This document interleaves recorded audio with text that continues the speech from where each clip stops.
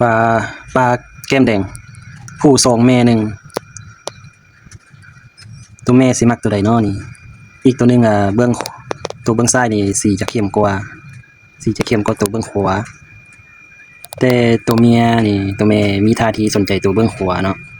ถึงว่าสีสิจางกว่าตอนนี้เปลี่ยนใจมาหาทางซ้ายแล้วเนาะตอนนี้กลับมาหาทางขวาเนาะมีท่าทีจะสนใจตัวที่สีบ่เข้มปานใดเนาะหรือว่ามันยังบ่ออกสีแต่ตัวแม่มีท่าทีสนใจตัวนี้หลายกว่าส่วนตัวสีเข้มก็ได้แต่เงาไปเนาะให้เจ้าสิเลือกไผเนาะโอ้แต่ตัวเมียนี่มีท่าทีพุ่งใส่ตัวที่ว่า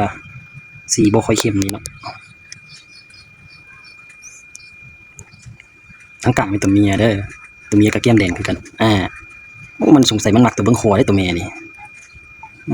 สงสัยมันรอก่อนตัวดีๆสีไอ้บ่เข้มแต่ไอ้รอเพิ่นว่ะ